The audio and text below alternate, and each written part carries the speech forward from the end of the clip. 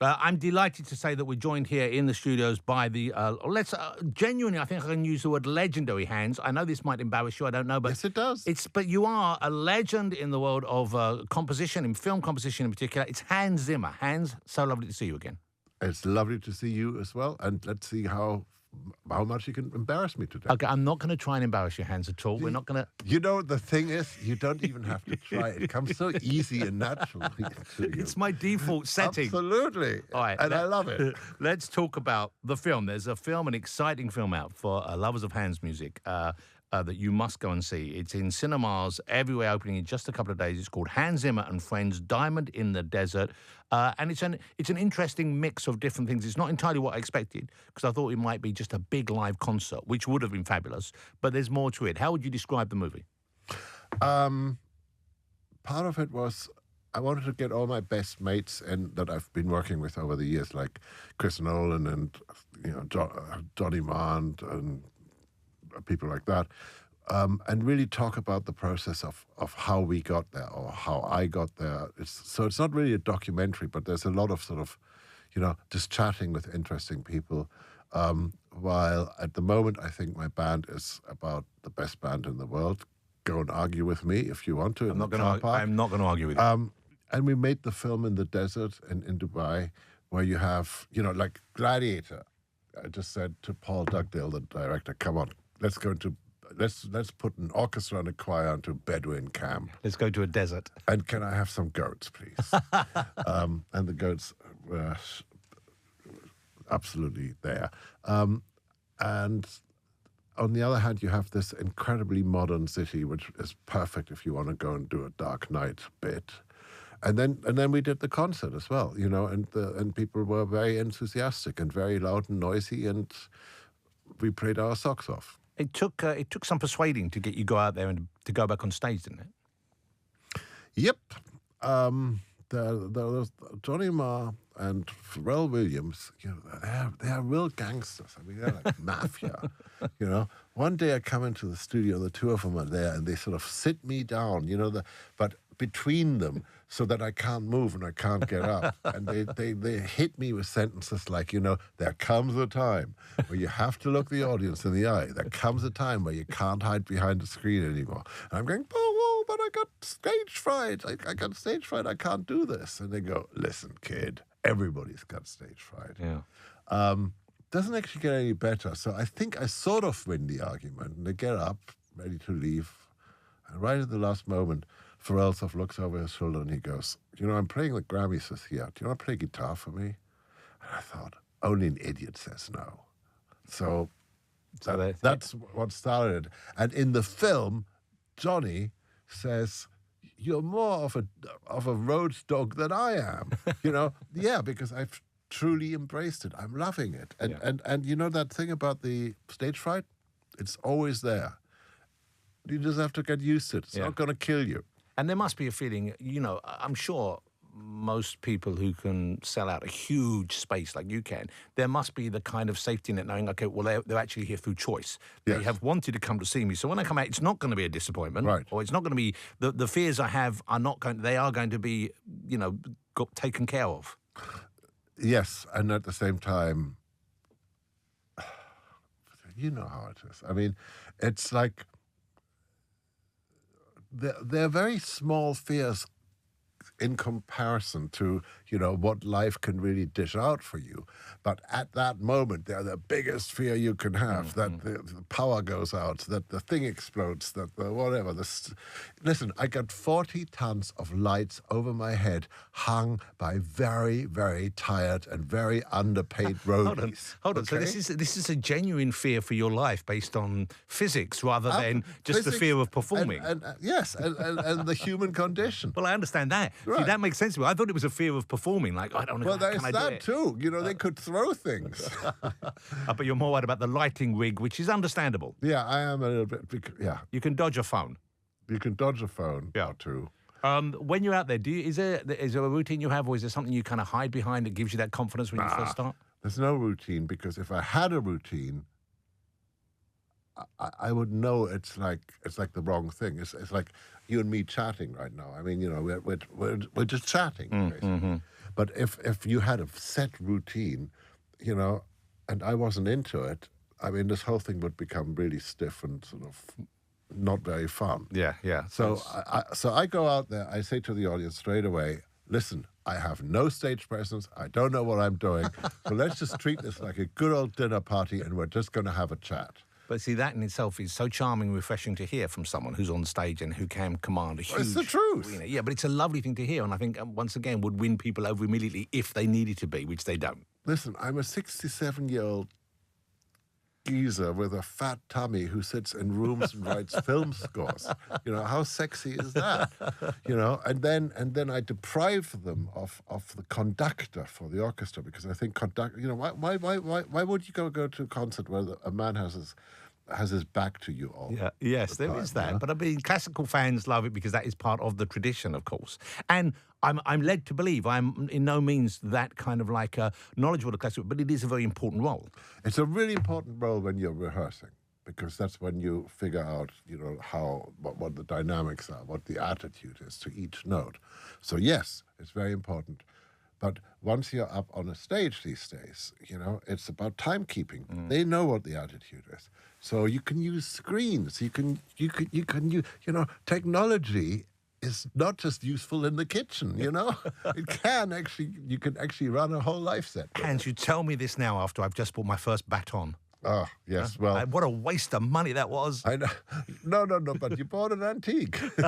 You mentioned earlier, you said my band is the best. And it's like, I wouldn't have thought of them as a band per se. I think of it as, because it's, you have modern instruments on stage as well as a kind of more symphonic backing as well. Yeah. So I think of it more as an orchestra, but you're calling it a band. Yeah, because I treat them with the spirit of a band. For instance, by not having the conductor in front of them, each member of the orchestra and the band, because obviously guitarists, etc., are much more band instruments.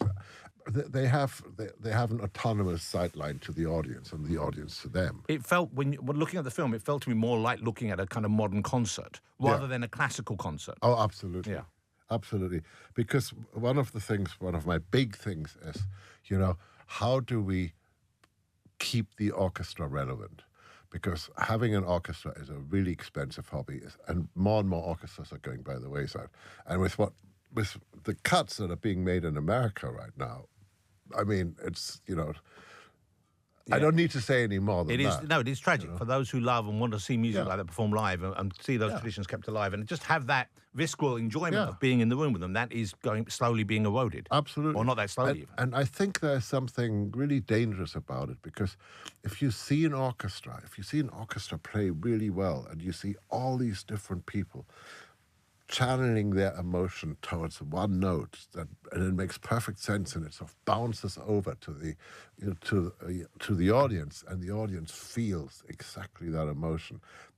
That togetherness, that joy that we get by really truly being together is singular, other than maybe a good football match. May I share the moment with you when I first felt that? In very real terms, and that will bring us on very neatly to what we want to talk about next. It was when I went to see John Barry performing live at the Royal Albert Hall with the full orchestra. Yeah. And I remember just thinking, oh my God, this is unlike any other experience I've had. Yeah. So far, it was incredible. Yeah. And of course, film music is what he was mainly playing, not exclusively. And film music is what we play on my show. An awful lot of yours, Hans. I hope you realise that, without you, we'd only have about 30 minutes. Well, can I just give a global apology to all the listeners right now?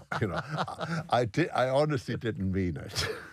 Well, you know what? They would refuse that apology because they love it, and I love it as well. Let's talk about some of your scores. I'm going to start with some of the big ones. Then I want to talk about some of the more obscure ones or things which maybe you don't get asked about that often. But I'll remember. You mentioned Christopher Nolan, of course, and your partnership with him, your relationship with him has been very important for you and for him, I think, and has created some incredible cinema. Let's talk about. Do you have a favourite of the scores that you've collaborated on with Christopher Nolan? Interstellar. I think we did really well with Interstellar, and I think The Dark Knight. You have to have a director that's prepared to protect you when you go out there on the ledge and do some really stupid things. And the whole idea of The Dark Knight was this one single note, which just felt like stretching the bow, until it's So snaps. building the tension unbearably. Building the tension, but building it quietly, and both Chris and I felt there was no way we could play it to the powers at Warner Brothers. Hey, this is your big summer movie, and this is the main theme, a single note. So we kept it all really secret until the whole movie was finished, and then it was sort of there was no discussion. So you're collaborators and co-conspirators. Always, Yeah. always. What a lovely every movie. What a lovely partnership to have, though, to feel like you have that bond. Yeah, but you have to have that bond because, if you talk to a Denis Villeneuve who very reluctantly uses music because he understands the power of music, and if he doesn't have a good communication with his with his composer, how this can go really wrong. I mean, the composer will, color the scene in a completely wrong way. It's interesting because sometimes, I'm not going to name names, obviously, but sometimes you will see a film and you'll feel the music is being used, perhaps, whether it's the fault is the wrong word, but whether it's the person responsible is the composer or whether it's the director, but sometimes they're using the music too much to try and tell you how to feel. Exactly. As opposed to using the story. How do you guard against that? I really watch out for that. And so I want it basically to be music that gives you permission to feel, but doesn't tell you what to feel. Because I'm like crazed about giving the audience autonomy. I think that's really important. And I work with directors who agree with me, who fight for the same thing. I mean, I just did a movie with Steve McQueen, The Blitz film, yeah, where I said to him, I'm going to, actually I like this, I said, I want the grown-ups to feel the same terror the child feels. So the only way I can do this is I have to over-amplify the dissonance and over-amplify the sort of the scariness and everything. And the most scary thing I remember as a kid was going into the classroom and they're all playing those little treble recorder flutes. And it's such a racket. And everybody's doing their own thing. And it's just a din and it's just terror.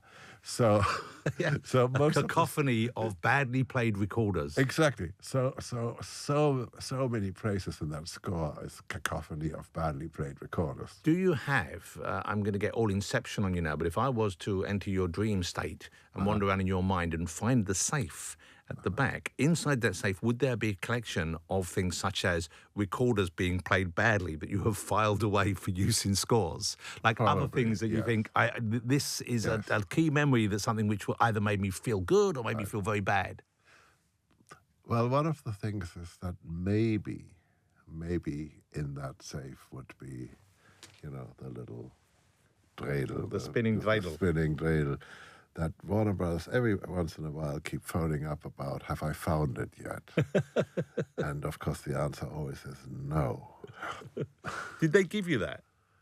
I borrowed it, maybe. You borrowed it from Christopher Nolan's film, Yes. and it's somehow... After this, I have to, in American way, I have to plead the fifth. Maybe it's behind normally I find things could be. the back of a couch. Absolutely, but a bit, yeah, the cat took it. It'd be awful if you sat on it late at night. Absolutely, you wouldn't know about it. We'd hear those recorders shriek Right, then. a shriek, absolutely.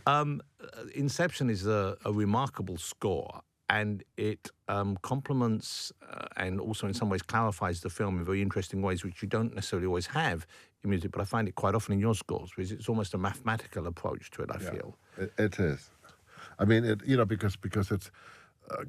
Chris came to me and he said, "Well, it's about the different layers of time, and how can we express this?" I'm saying, in music, that's the easiest thing because you got quarter notes and then you got eighth notes and you got 16 notes, so you automatically have these divisions of time, and then you can play with tempos. And there's one moment in the film where you have the Edith Piaf song playing, you have two pieces of score playing at different tempos. And so these three tempos mathematically intersect and just for a moment are perfectly in sync. I'm going to ask you whether you're familiar with a weird piece of sort of sound experiment. Alvin Lucier. I Am Alone in a Room. I'm Alone in a Room. Sort of, yes. It's because when I first saw Inception, I thought, I can hear something. A man says the word, I am alone in the room, again and again, using only the resonance of the room, and then it's overlaid and overlaid and overlaid till the words are no longer clear to you. Yes. And it's just a very weird sound thing, which I thought I heard some of that, kind of that, the overdubbing, the overlaying of music. Yeah, absolutely. I mean,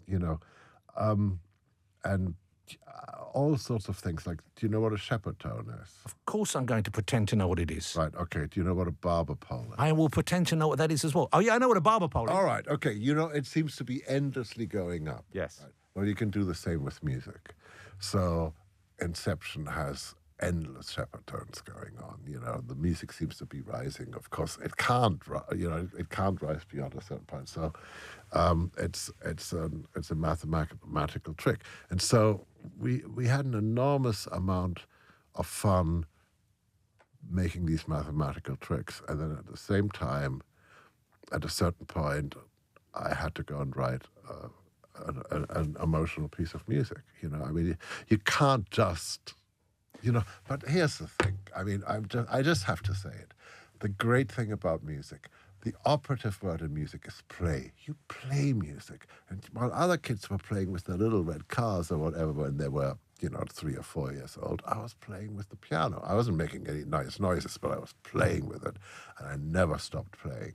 One of the interesting things, though, about you being playful in your approach to making music as well as playing is the fact that you don't really, to my mind, I don't hear the traditional instruments front and center as much as I used to. And I hear a lot more. You've successfully fused modern electronic music. I don't know how modern, because I know there's new techniques that seem to come every month. I don't know whether you keep on top of every new development, but certainly synthesized music plays a big part in what you give us. I mean, I just like because synthesizers are like clay. You can make anything out of them, or they're like a box of colored pencils. You can make anything out of it, and I mean there really are two types of music I write. One is for the big orchestra, and when you have a big orchestra, you have 100 people. So you're getting the interpretation of each note from 100 different emotions. If it's just me with a synthesizer, it's of course like a laser sharp emotion of just one guy, me, for better or for worse, And again, it's playful. It's If you saw the software I use, it's like toys. It's like I work on $300 million movies with $100 software, and a crappy old computer. What's your favorite? Do you use it? Is it called? How do you pronounce it? It's not Moog. You pronounce it Moog, don't you? Moog. Moog. Okay. Right, Do you use Moogs? Yes. Like it's embarrassing. The collection I have. How many Moogs do you have? I couldn't ask anyone else this question. Oh, I don't quite. Too many. Too many Moogs. Yeah, Okay. I'm really like seriously. And are they? Because I have a studio in Los Angeles and I have a studio in London. Well, that's understandable. You can't travel with a Moog. But do you have a favourite? Are there kind of old ones that make, even though it's still going to go through a sort of? Oh yeah, system? No. I mean, if you listen to The Dark Knight, I mean, there are moments where, in a good cinema, you're just pinned to the seat or maybe through the seat. That's when the Moog comes in as a weapon of sort of mass destruction. You mentioned making the scores which have a more kind of traditional, I would have thought, musical base, the symphonic sound, the big orchestra sound. So I think I'm thinking immediately of Gladiator, I'm thinking of Lion King. These are the kind of movies. So when do you make that choice? Is Gladiator because of that period it might feel odd having an electronic or a modern sound, or is it just that you want that emotion of those 100 different players putting their emotion into the song for you? It was. Yeah. I mean, I came to Gladiator when Ridley was shooting the opening battle scene. Down in Farnham. Glorious, sunny, gladiatorial Farnham. Absolutely glorious Farnham, which stood in for the borders of Germania, and and I see this army, so it just felt that you had to, it just felt right to use a big orchestra and at the same time have soloists sort of poking through, and again a female voice. I mean, that was really a thing, where I'm saying to Ridley, there's absolutely no female spirit, no female anything really in this film. And he sort of agreed, and we were talking to our editor, Pietro Scalia, and he had like 3 CDs on his little desk, and he pulls the first one up, and it's Dead Can Dance, and he goes, "What about Lisa Gerrard?" And Ridley and I go, "Yeah, great, give her a ring. She lives in Australia." So, to cut a long story short, she was supposed to come over for 3 days and stayed for 3 months. But she gives an amazing quality to that score. Totally, absolutely. I mean, one person. So you have the gaggle of the full orchestra, but it's one person that just lifts the whole thing beyond what you expect to happen with a full orchestra. When you're approaching something like The Lion King, obviously that's a very different kind of movie to the movies you've made with Christopher Nolan. I thought. I'm sorry to cut you off, but okay, I didn't want to do Lion King. Yeah, cartoons. Why am I doing cartoons? And oh my God, they might turn them into musicals. And I don't really like musicals. But I have a 6-year-old daughter, and I've never been able to take her to a premiere because all the movies with Ridley Scott are not necessarily child friendly. So okay, I'll do the cartoon, and then. My dad died when I was 6 years old, and so here I'm sitting in front of this cartoon, and it's about the death of a father, with fart jokes, admittedly, but so and I realize, it's a complete lie that children get over this stuff. They don't get over it; they just figure out really clever ways of hiding this stuff. So suddenly, I couldn't hide it anymore, and I had to go and I basically wrote a requiem for my dad. It became a really serious piece, and I think people sort of notice that it's written with, from a deeper place than your normal cartoon. Yeah, I mean, well, you said it is of course, when you look at Lion King, it's Shakespearean. Yeah, of course. In its themes, but also Shakespeare liked a good fart joke as well. So there's room for that. Was there a moment when you realised that your music had, in a way, transcend might sound like, please don't. But what I mean is it had a life outside of the film, in that people now were talking about the scores. There was a moment when... Yeah. When would that have been?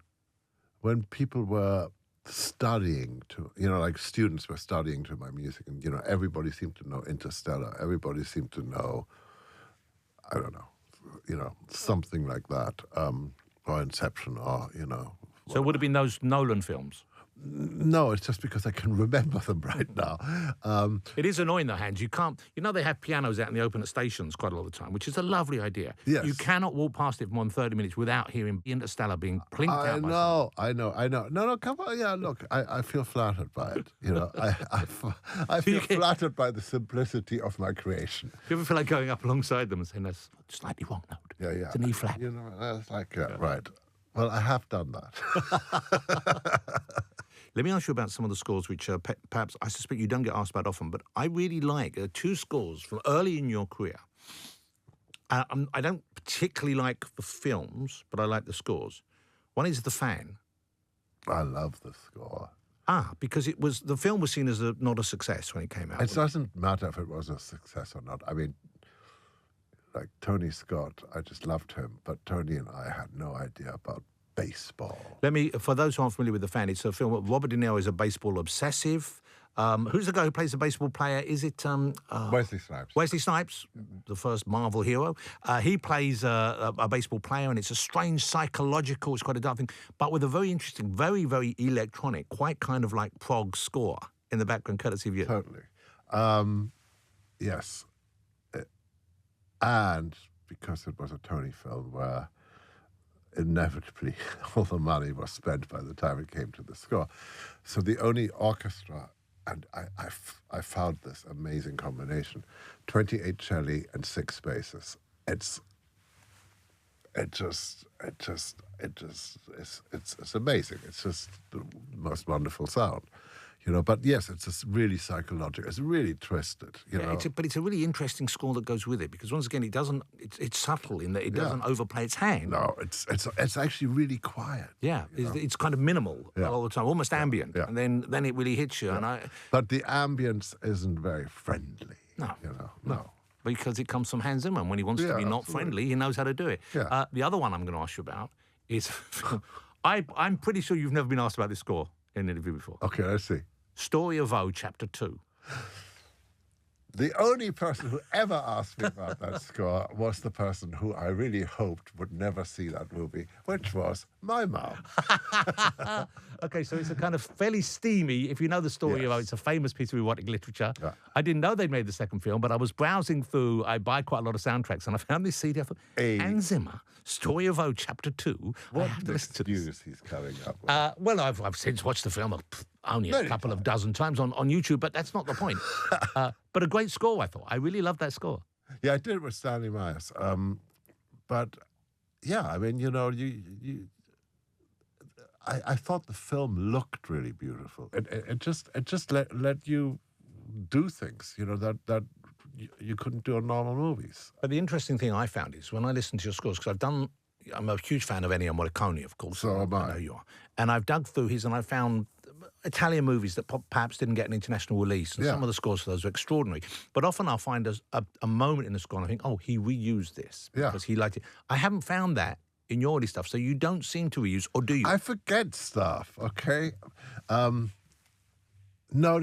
Plus, I'm surrounded by people who I ask. You know, I write something and I think, oh, this is pretty good. But then I ask the whole studio, have I used this before? Or is this somebody else's? Did I steal this? But you've got Hans Zimmer in the room and you're asking other people who are presumably Hans Zimmer's experts. That's what you're looking for. It's like, I don't really know what I've done. Yeah, I don't know. Yeah. No, it's I've written quite a bit, you know. How many do you think you've written? How many films you've ever written? I have no idea. I mean, let's not. Well, it's this minute. I've got pages. Okay, but I'll tell you something. I got fired. So I went, okay, what am I going to do? I'll better go to Hollywood. You know, I mean, that's sort of how that happened. But then I came back for David Attenborough. Oh, The Blue Planet. Uh-huh. And I suddenly went, that's really the important work I'm doing. You know, and anything else is fun and good and whatever it is. But Blue Planet actually means something. Because of its educational kind of... Yes, but it does it in a very particular way. You know, what Sir David does for me is, rather than cajoling us and beating us up, he makes us love this little blue dot in the middle of nowhere. Yeah. You know, and I think that is wonderful. Plus, I don't know if you ever saw the one with the iguanas and the snakes. Of course I did. We've all seen that, and it's I think one of your most famous pieces of music. It's, you know, like... There are so many directors I worked with who are going, why couldn't I have a car chase like that? You know? But speaking of chases, sometimes you use music which seems to me like I haven't heard it used in that context before, which I imagine is what you're going for. I'm thinking of the chase in Rain Man, which felt at the time very different to me. And by the way, I saw that in a Hong Kong cinema where they had slightly speeded up the film so they could get an extra screening in. It was a very weird experience. Funny enough, it works. Look, confession. On the CD, I sped the tune up a little bit. So you saw the right version. Yes, of course, it's a very different chase because I had a marimba feel to it. Is it like what do you call that music? It's kind of got a Cuban-y feel to it. Well, I just thought, you know, hang on a second. We're talking about a character who has no sense of where he is, what is his reality. Might as well be on Mars. So I mixed African music and Cuban music and American music and this. And the only things I didn't use were the things you usually use. It's a road movie. So the things usually used in a road movie, which is strangling guitars or strings. Yeah. So those were sort of verboten. So you already said 9. Das ist verboten. Exactly. Okay. And then you came in, and is that must be a useful way to approach a composition, or to take some things off the table before you begin? Absolutely. You know, it's Interstellar, you know, let's not use the big drums, let's not use this or that, the other. But what about the pipe organ? You know, we haven't used that one yet. Yeah. You know? Let's go back to Rain Man for a second. I want to ask you about how the noise that a bridge made influenced the score. It was the other way around. It was... The idea was that the music and the bridge and dust and humming. So I wrote the music, sent it up to Skywalker, to Richard Beggs, who tuned his bridge noises to the music. We sent all of that to Dustin in New York, who then in a studio just went in tune with, the mess we had created. Dustin got the easy job. I know you can't choose a favourite score, but if we were to think of scores that you're associated with, which are the ones that are you happiest when people say to you, "Oh, you did that. I love that." Which are the ones that we love and you're happy about that? Thin Red Line. I don't know if it's lovable or anything, but I'm sort of proud of it. Proud of that. You know. Hans, lovely to see you here. We're going to end on Video Killed the Radio Star featuring Hans Zimmer on guitar and then the Thin Red Line.